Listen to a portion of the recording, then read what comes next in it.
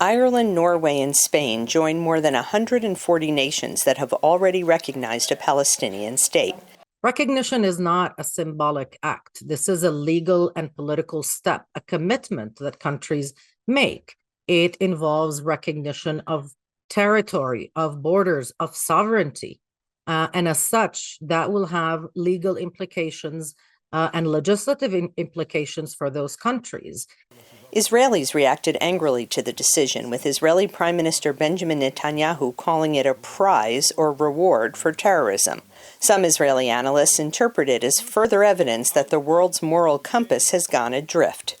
The extraordinary act of recognizing a Palestinian state on the heels of the worst mass murder in one day in modern political history against any democratic country underscores the absurdity, and I would even call it the diplomatically violent decision that these countries have taken.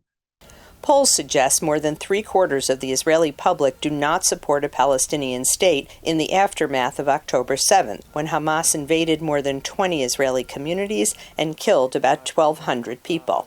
Since then, there has been a bloody war between Israel and Hamas that the Hamas-run health ministry in Gaza says has killed more than 36,000 Palestinians. Some Israeli analysts say the recognition by the three European countries makes the idea of a two-state solution, meaning Israel and Palestine, once again a matter for discussion. The recognition of Palestine and the entry of the state of Palestine into the United Nations as a member state of the United Nations begins a process where, when we return to negotiations, the question of Palestinian statehood is determined. It is no longer a veto that Israel has over the question of Palestinian statehood. The U.S. and several European countries are advocating for an eventual Palestinian state in the West Bank and Gaza, following a ceasefire in Gaza and release of all the Israeli hostages. But in the meantime, they oppose the unilateral recognition of a Palestinian state. Linda Gradstein, VOA News, Jerusalem.